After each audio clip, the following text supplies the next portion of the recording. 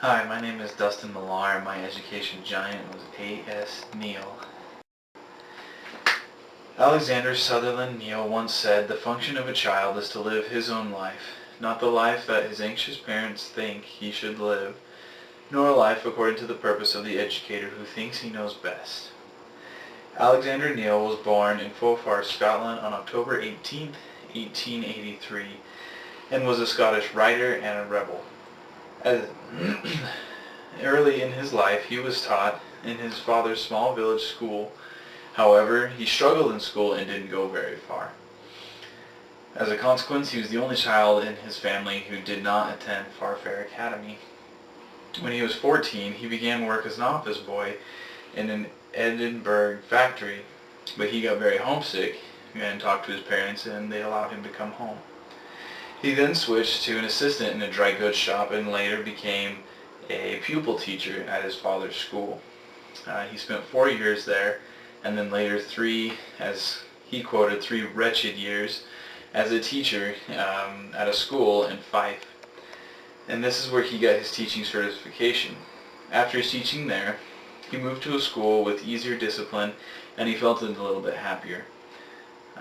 He worked there for 2 years, and when he was 25, he enrolled as a student of agriculture in Edinburgh University. Even though he passed his first year, he said he understood little of the lectures that were spoken and given there. So he decided to change his major to English, and there he received a master's degree in 1912. Then he worked briefly in journalism and did editorial work for an encyclopedia. During World War I, he became headmaster of a school in Scotland, and then that prepared his students for work on farms and domestic service, and it was here that he first became convinced that conventional education was oppressive and kind of worthless in his opinion. As he went through his life, he grew more and more discontented with the way the education system worked, and he said in a Diamond's log that he was just enough of a Nietzschean to protest against teaching children to be meek and lowly. He disapproved of treating kids as uneducated children and believed that they had the right and the ability to govern themselves. He taught at many prestigious schools, and as he progressed in his teaching career, he drew upon many others, teachers, philosophers, and even psychologists, to formulate his ideas and theories on how education should properly work. He came up with the idea of Summerhill School, which was, in essence, a school for kids which was governed by kids.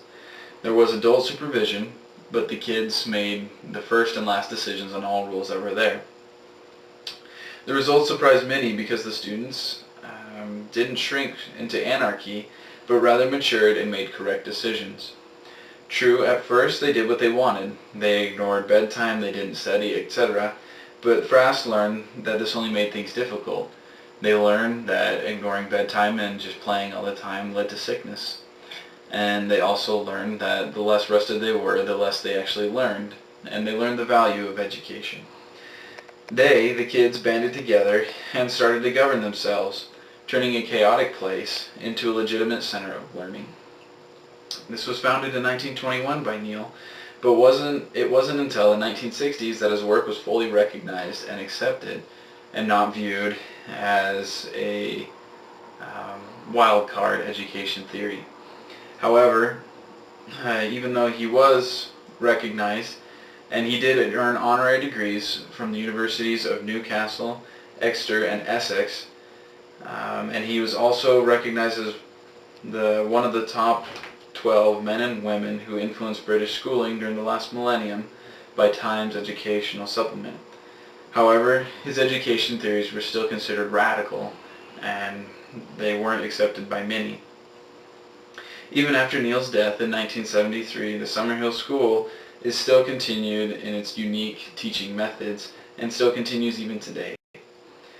Neill's philosophy is based around the happiness of children, and that happiness is achieved by personal freedom.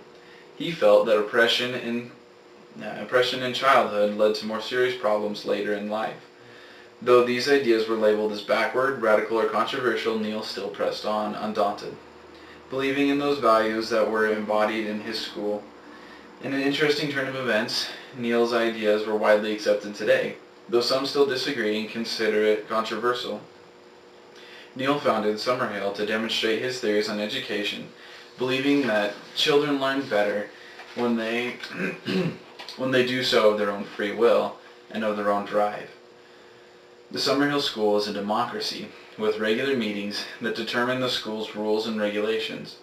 All of the students have equal voting rights, and a decision is not made until they get a unanimous vote. In creating Summerhill, Neill proved that the students could and did develop self-motivation and resisted urges that were simply pleasing time wasters. Neill felt that by avoiding external discipline, that self-discipline would take its place and develop. And he figured that because of this, Summerhill students would be better developed than students in traditional schools. Interestingly enough, most of the students originally at Summerhill were from rough backgrounds that would normally determine a problem student. Summerhill proved to be therapeutic and helped them succeed beyond their past failures in traditional schools. Neill's theories are a radical change to what we are used to in education. The traditional education of the teacher knows best and is there to simply instruct the students is almost a black and white contrast to what Neill believes.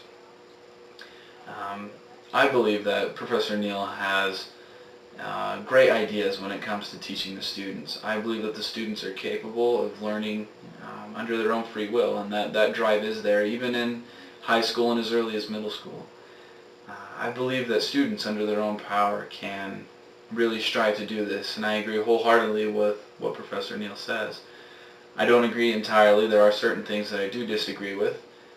Some of his stances were a little bit too liberal for me. However, I do believe that if his theory shrunken down to a classroom environment can be used in today's traditional schools, I believe that as we go forward as teachers, if we can take these values and apply them in our own classrooms, that we can help our students become functioning and strong members of society. That by giving them responsibility and teaching them that they control their grades and turning your class into a little bit of a democracy, making sure that there's options and making sure that if they don't want to do the work that they will be responsible for the grade. Just mainly I guess teaching them responsibility and really pushing the mentality that they control their future, that they will mature and that they will rise to the occasion. I believe that all students have that capability and that they will always be able to make the right decisions and to just become the adults that they're meant to be. And I think that if we can pull this off, that we can be at ease with the future of our society, to know that the students of the younger generation who we are preparing will be able to rise up and seize the reins and be able to lead the world and our country in a greater and better future. I fully believe that in teachers we have the power to change the future, and I'm grateful for radicals like Professor Neill who can have the courage to go forward and try out these ideas in order to explore how we can teach the rising generation and these kids. I'm grateful for them, and I'm grateful for learning from them, and I know it's already made me a better teacher, and it will continue to make me a better teacher. And I know that these educational giants have many things to teach us, and we should pay attention and listen and read to all of them, and that we can become the teachers that we're meant to be and become the teachers that those students need.